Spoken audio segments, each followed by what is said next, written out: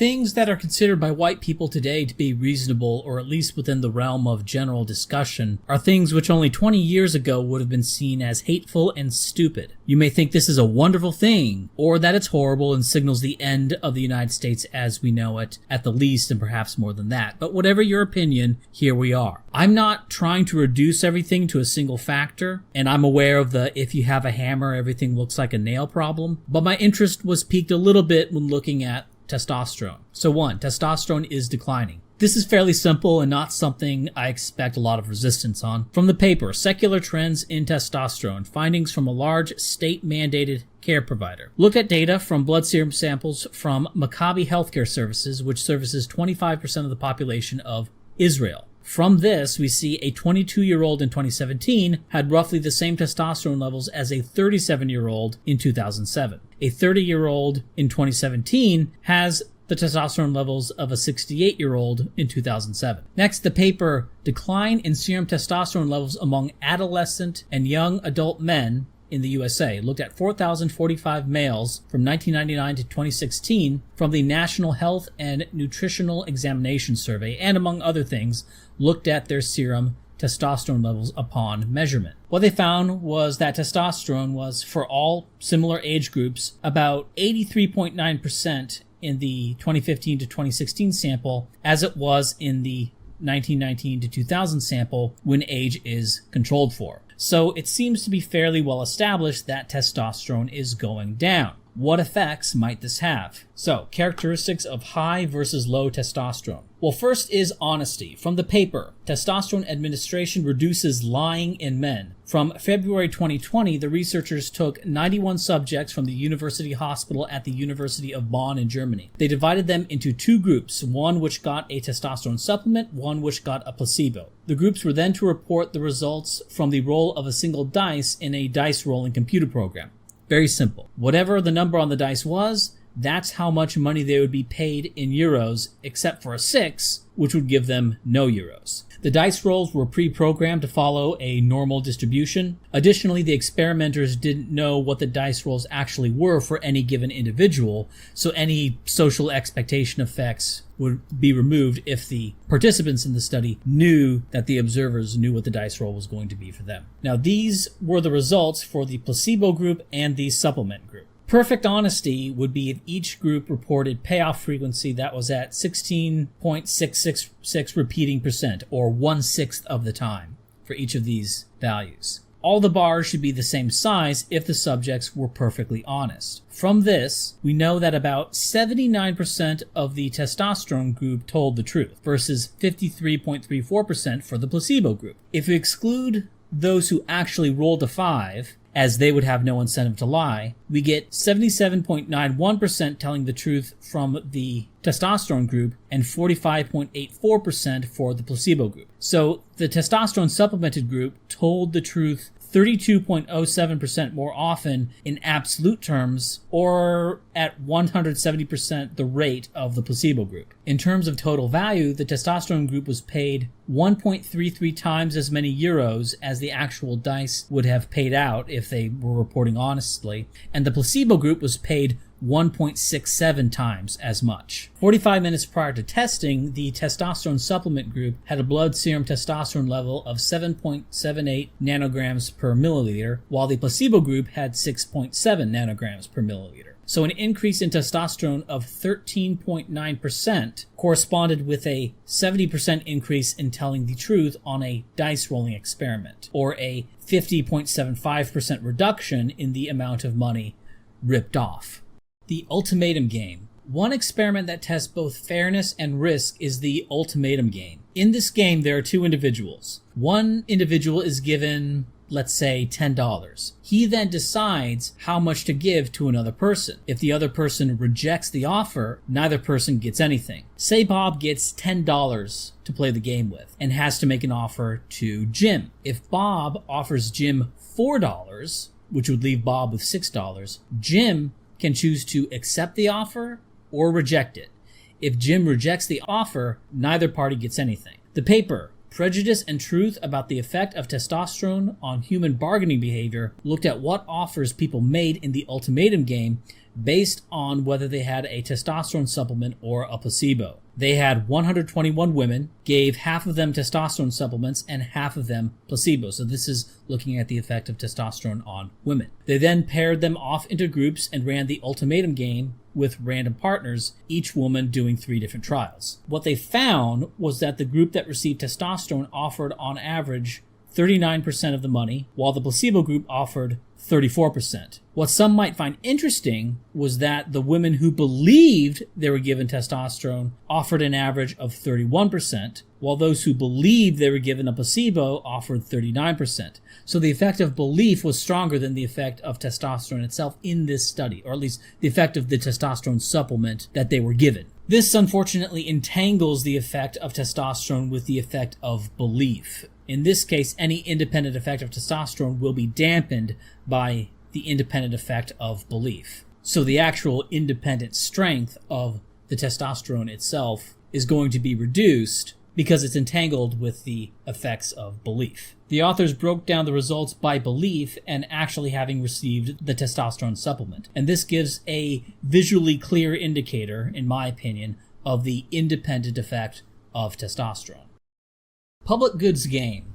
The paper, New Evidence on Testosterone and Cooperation, looked at the effects of a testosterone supplement on contribution to a public goods game. The public goods game is where an individual can choose to contribute to a public multiplier. The money is multiplied by a certain amount, but that multiplied money is then distributed among the players. For example, if there are 4 players and the multiplier is 1.2, if you contribute $20, that will multiply to 24. But all of that money will be divided among the players.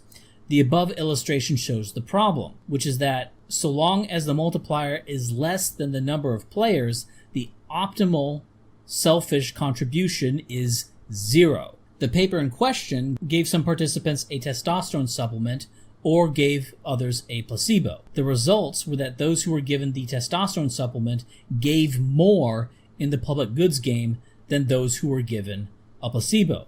They also looked at the effects of testosterone versus how wide your face is. This is the 2D/4D ratio, but basically just measuring how wide your face is. People with wider faces generally have higher testosterone on average throughout the day, given what's going on, and were exposed to more testosterone in the womb. Lower numbers means wider faces. People with thinner faces were actually more affected by testosterone supplementation than those with wider faces in this experiment. And of course, this makes sense, as women, quote-unquote, benefit more from anabolic steroids than men do. So if you're starting at a lower level of testosterone in your bloodstream, increasing it is going to have more effects. That is, you reach diminishing returns the higher you go. Also, as an aside, this is in fact a physiognomic indicator. Physiognomy being the prediction of behavior based on external physical traits, which makes sense as virtually the entire genome has some effect on the brain. And on top of that, the rest of the body affects the brain independently. For example, adipose tissues, fat, reduces testosterone. So a genetic predisposition to store more fat will result in lower testosterone, which will apparently causally influence behavior. This is a way in which the body causally affects the brain. So even if the genes which affected parts of the body didn't also have some effect on the brain directly at the genetic level, which they actually mostly do. That is, even if the genes that affected other parts of the body and genes that affected the brain were totally independent, that there was no overlap, their effects on the body will have some effect on the brain indirectly as well. Don't confuse indirect with not powerful or unimportant. Openness to minority positions. The paper, Basal Testosterone Renders Individuals More Receptive to Minority Positions, looked at how positively 250 individuals reacted to one of 2 messages. The first was a message stating why there should be a tunnel built under Rotterdam Harbor, and the second was promoting a fictional resort labeled Curaçao Lake. For the Rotterdam tunnel, the subjects were either told that 85% of Rotterdam residents supported the tunnel, high consensus, or that 15% supported the tunnel, low consensus.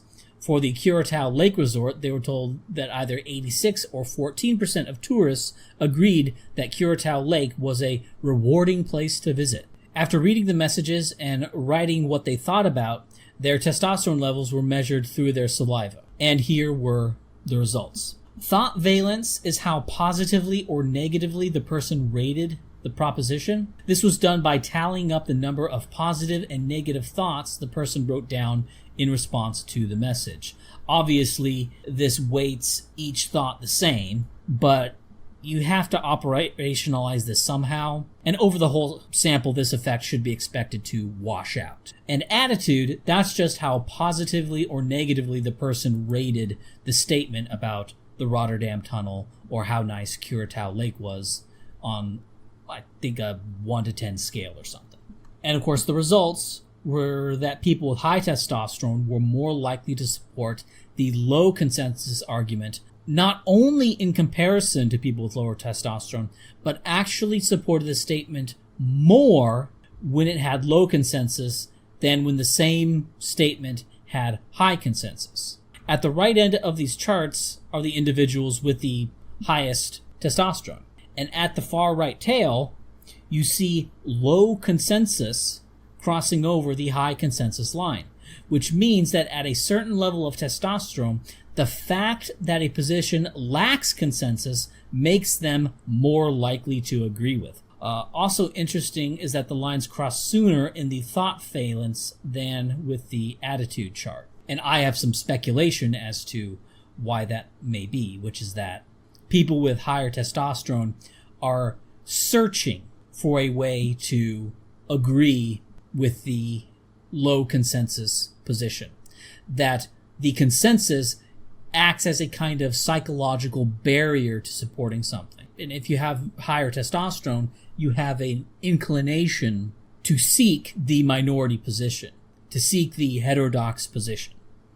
And so the fact that people with somewhat high testosterone, but not at the highest levels, they're more likely to give better thoughts. They're more likely to write more positive thoughts about the minority position.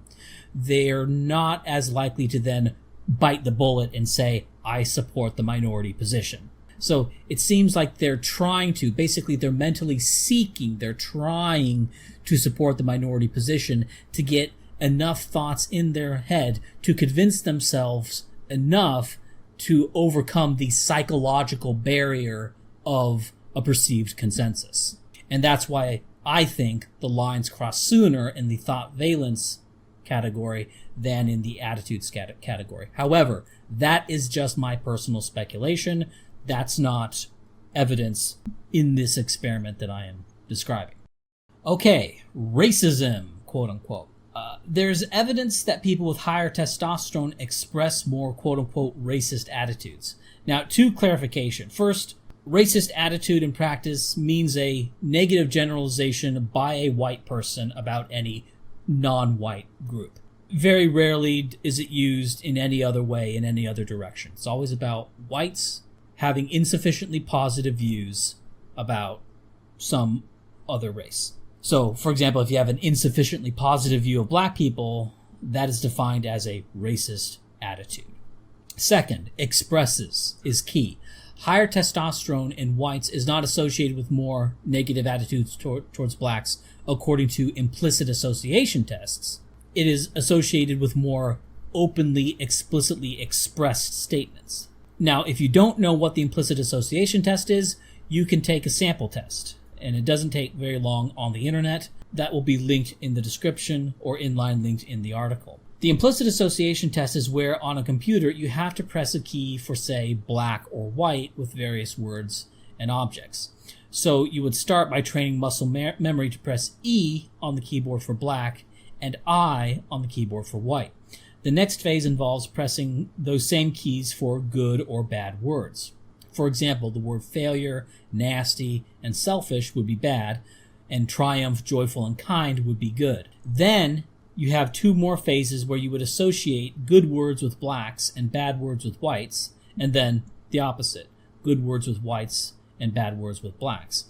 And what they do is then they compare the speed and the error rate when trying to associate good words with whites or good words with blacks, and that's used to give your implicit bias score. Now, since it is very likely that the listener, if he knows what the implicit association test is, has skepticism towards the implicit association test. So first, let's deal with some of that likely skepticism. The paper, Understanding and Using the Implicit Association Test, Meta-Analysis of Predictive Validity, was focused on the predictive validity of implicit association tests. They looked at 184 studies that compared various measures of implicit attitudes. These were then compared to some sort of objective criterion, right? So they take 1, a person's implicit association test score, 2, how explicitly biased they claim to be openly, and then compare these scores to some sort of objective measure. Examples of objective criterions would be how much to punish a black criminal or how much welfare should be given to some racial group. This is meant to test how much the implicit association test predicts policy support, and compare that to how well just asking people how biased they are predicts policy support. Okay, so all that said, Table 3 gives the punchline on this. So the point of this is that, yes, implicit association test is a valid predictor for racial bias, or what is labeled as racial bias in policy prescription. In every category except race, black, white, and other intergroup behavior, explicit attitudes predict better than implicit ones. But for race in particular, implicit attitudes predict better than implicit ones. Speculation. This is due to the suppression of expressing real beliefs regarding race, particularly about blacks in the United States, which is higher than anything else, right? That is, it's safer to be anti-gay than it is to be insufficiently pro-black, right? And also, as an aside, you should note the very low IAT explicit correlations. This is something that is rather important and will tie into other things that I'm going to be doing videos on as part of this book later. Okay, now we've established the implicit association test as something that is valid. Next, facial width correlates with testosterone levels. The paper, Telling Facial Metrics. Facial width is associated with testosterone levels in men, looked at 195 men and how the width of their face correlated with their testosterone levels. They found that they correlated at 0.18, a fairly weak correlation, but one nonetheless. It's also important to keep in mind that testosterone fluctuates throughout the day, and it also fluctuates day to day. This fluctuation arguably makes facial width a better indicator of how testosteronized a person is than their measured testosterone at any one point in time. Because facial width is an indicator of how much testosterone has influenced the development of their bone structure in particular, and whatever other effects that would have. It's an indicator of testosterone on a person's development. Okay, all that said, finally the punchline.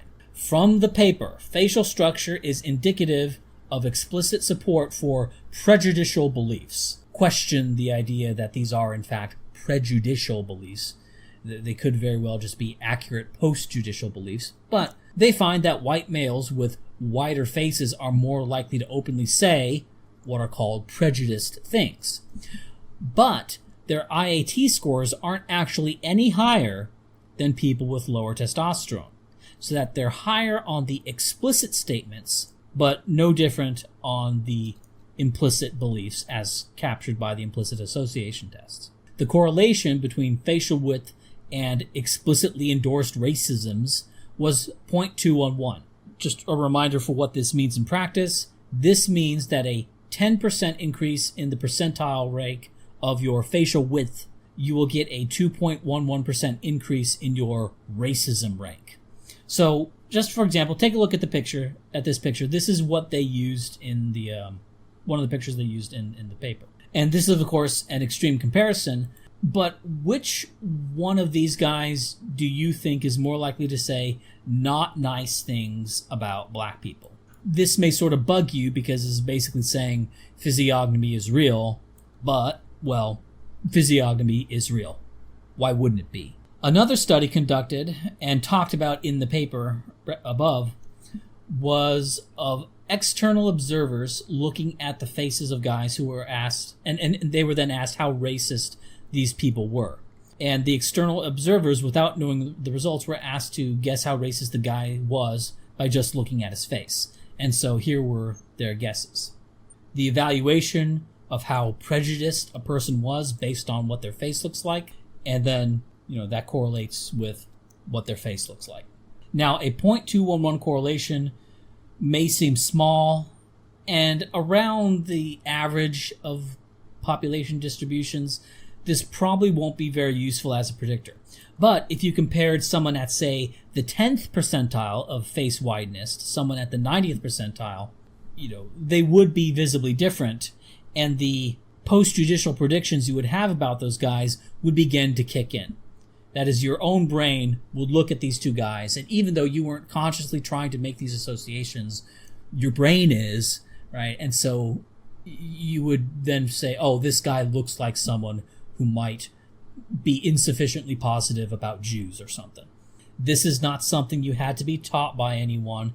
It's just your brain finding patterns and making sense of the world, and this is now being vindicated through experimentation. But remember, there was no relation between face wideness and IAT score, meaning that wide-faced people openly expressed more quote-unquote racist views, but didn't have any more implicit bias according to the IAT. And my speculation from all this is that people with higher testosterone are just more likely to say what they believe. That is, they are less socially sensitive. They are less sensitive to the possibility of ostracism or things like that. And they are more honest. And so both of those things are going to give this effect. In more real-world terms, the standard deviations for the male populations in the U.S. for testosterone is about 184.29 nanograms per milliliter. Standard deviation is this thing. So a 1 standard deviation shift in testosterone would, based on this single study, increase or decrease racial prejudice, as they call it, by 21.1 percentile points. How much has testosterone declined? Well, about 169 nanograms per milliliter based on the study mentioned earlier, meaning the distribution appears to have shifted about 0.917 standard deviations downward. So based on this, we would predict that the amount of open racial prejudice among whites would decline for the average person about 19.5 percentile points, meaning the average would be 19.5 percentile points from 1990 to 2016 based on the norms of 1990. Now, for the average person, this effect may not be too pronounced. The average Joe probably makes fewer nagger jokes than 20 years ago, but otherwise not really a whole lot different in this regard for most people you're interacting with. But you're shifting the entire distribution downward. A quick and dirty addendum for what this will mean in practice. Here's a normal distribution. It can be for anything, but here we're talking about testosterone. And let's shade in red anything below 1.5 standard deviations. This will be 6.7% of the population. And this curve here, this will be the testosterone levels in 1990, let's say. So this is, the shaded in red is 6.7%, the lowest testosterone levels in 1990. But since then, it's shifted about 0.9 of a standard deviation to the left. Now, it's a bit messy, but let's see how much of the new downshifted curve here, how much those lower testosterone levels they'll make up of this new curve, right? And so you can see here visually how much more of that space gets filled by what was in 1990 only 6.7% of the population. Now let's separate the curves out here to get a bit of a cleaner comparison, basically the bottom 6.7% is now around 25%. I forgot how to calculate this, how much of an area of a certain threshold based on a shift in standard distribution. Obviously, there's a way to do it. I personally don't remember how to do it. I can't be arsed to do it here. So, but it looks, just eyeballing it, it looks in this new curve to be around 25%. It looks like, yeah. And these effects are going to get more pronounced the further to the tails you go. So going back to that overlap image around here, you can see these people with testosterone levels that virtually didn't even exist in 1990. And of course, the same would be true on the right end of the tail, except in the reverse. There were people with testosterone levels so high that those people basically don't even exist anymore. Okay, and so the effects of a lowered testosterone level of 0.9 something standard deviation, even if the correlation between that and, quote unquote racial prejudice is only 0.211, you may be thinking, well, around sort of the average Joe, people don't seem to be that different from what they used to be. They don't seem to be too terribly different, but there seems to be a lot more just loonies about this. There seem to be a lot of people who are really, really big system believers, really big narrative believers, and really big the authoritarian view of knowledge, really big authority believers, big fans of censorship, really groupthinky, doesn't like minority opinions very much, right? That there's a lot more of those kinds of people.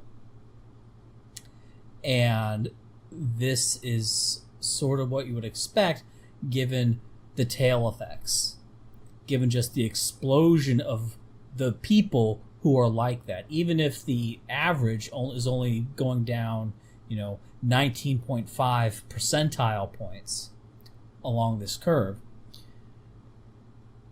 that's going to result in a many times increase in the worst kinds of people.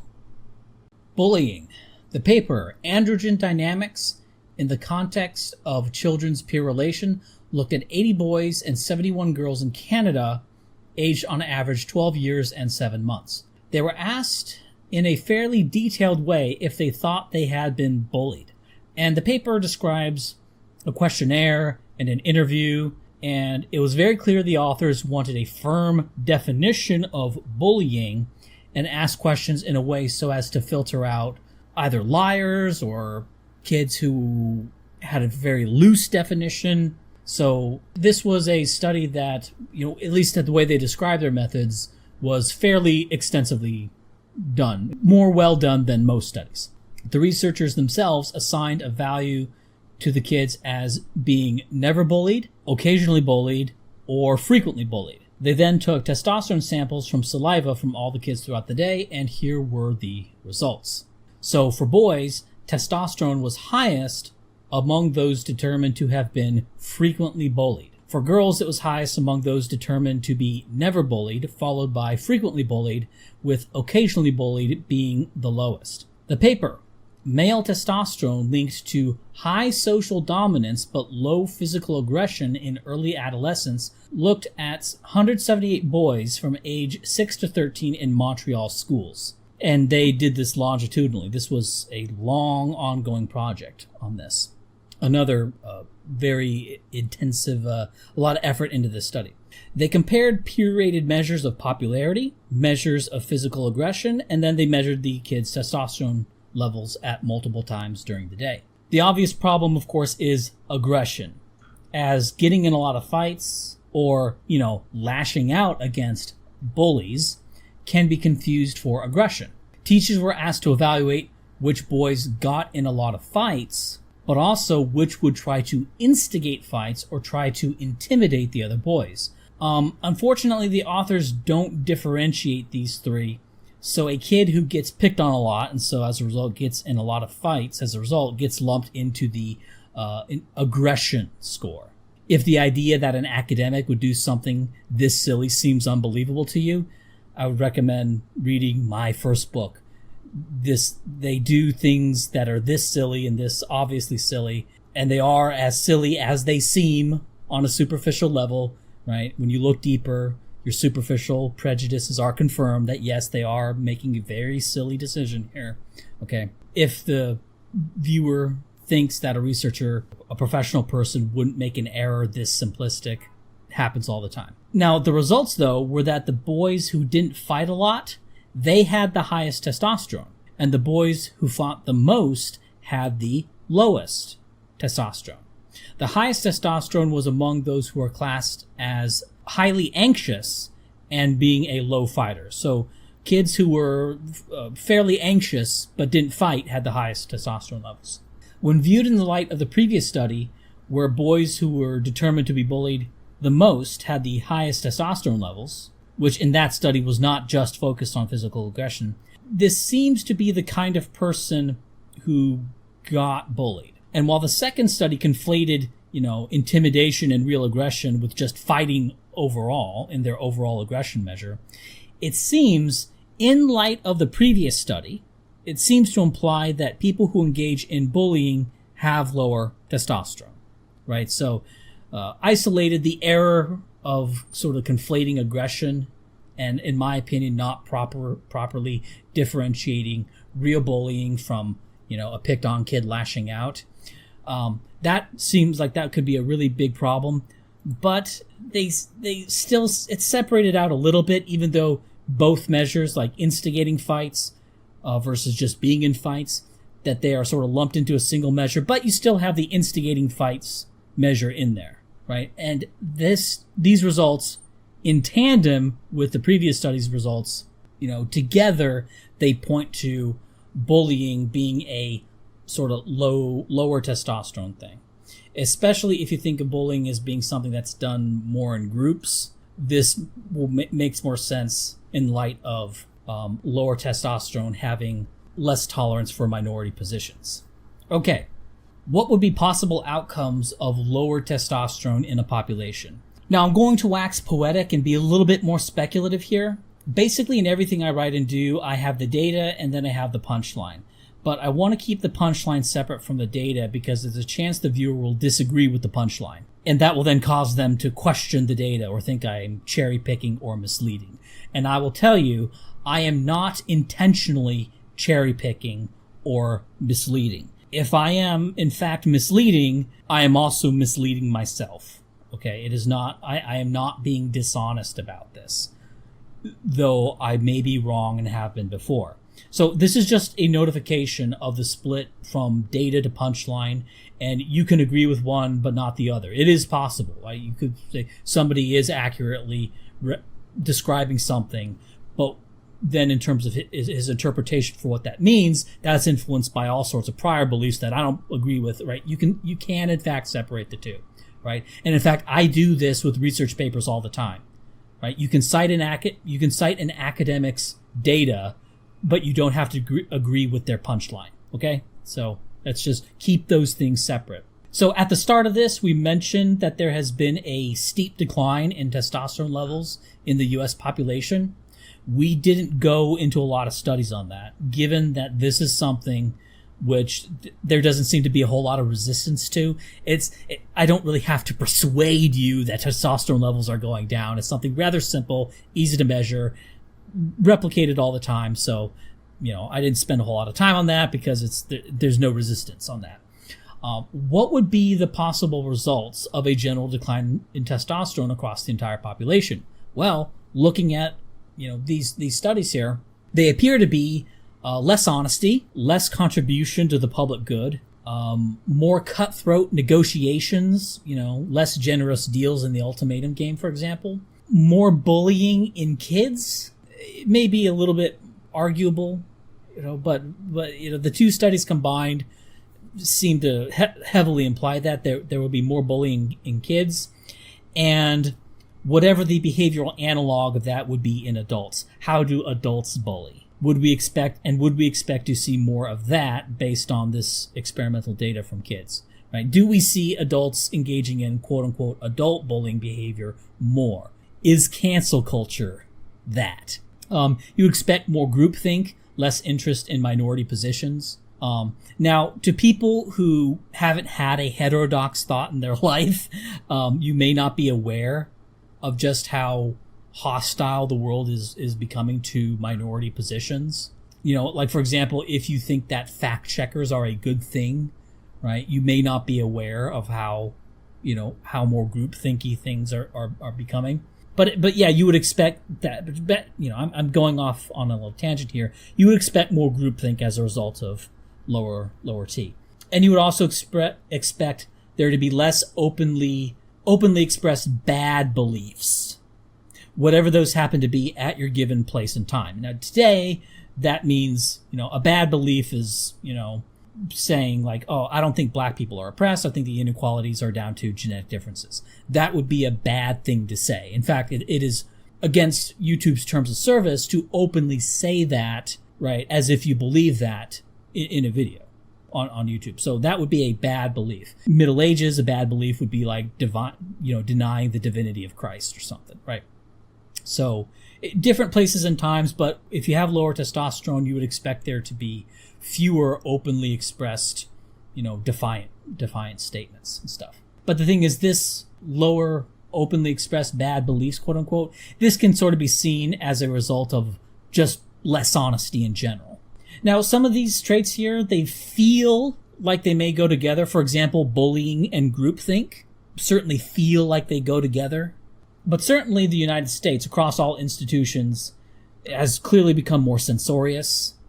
And the average person is at a very visceral level far more authoritarian in his thinking than he was just 10 years ago, referencing institutional positions and source facts and organizational statements and stuff, with the rise of like fact checking, where specific organizations get to decide what the facts are, right? A far less open, far less exploratory sort of thing. And you may say this is good because it prevents ideas that like the moon landing was a hoax. It prevents that from gaining traction. But, the cost benefit on that, a lot of the things that it prevents aren't very important, or a lot of the things that it prevents either aren't very important or they're super important, right? So making it so kids believe in like evolution is not very important, or making people believe that the moon landing was real is not very important. Whereas the idea that different population groups that evolved on different continents and have met quantifiable differences in every part of the body, including brain size and shape and overall morphology, but no difference in any but that doesn't manifest in any difference in behavior, right?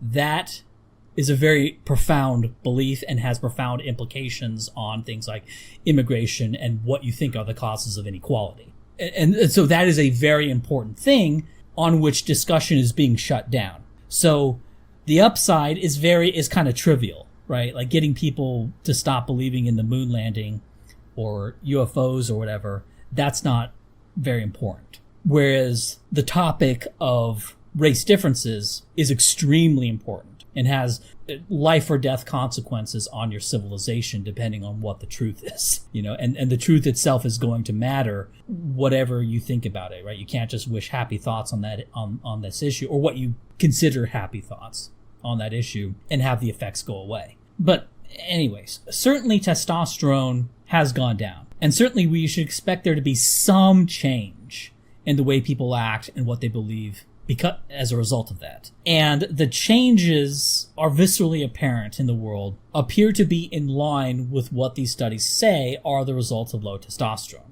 But, on top of it, we should also think of what the knock-on effects of this might be. As testosterone declines, people become more groupthinky and more hostile to deviance, whatever the deviant is at their place and time in history.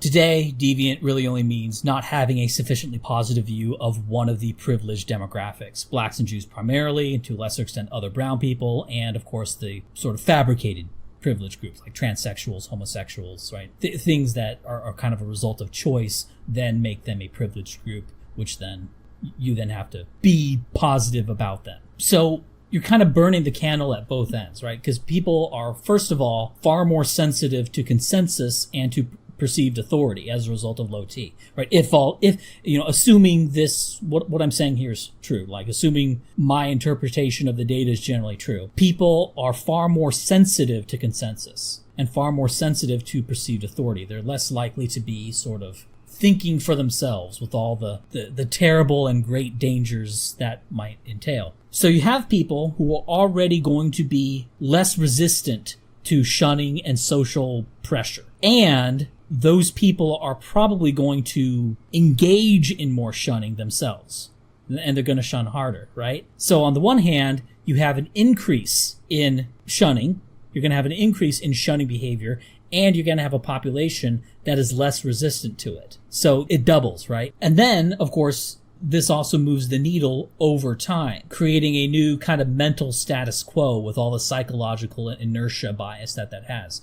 Right. That is, it is now established that, say, we ban people who don't trust a government's claims that their government-run elections were on the up and up. Right. That is now established as a thing that is the new status quo. And so even if the effect of lower testosterone only explains so much on an individual basis, it can kind of result in more of a cascading failure. You can have the greater effect that is authority and perceived consensus become more effective on people, and authority and consensus are used more heavily as bludgeons on people, right? So they're weaker to it and the hammer is stronger. And that then causes, people to sort of be bullied into accepting things. If you control the institutions, they become more pliable to narratives. And then that then allows you to move the narrative on something, one point a lot easier. And then once you've moved it one point, it then develops psychological inertia. That becomes the normal way things are done.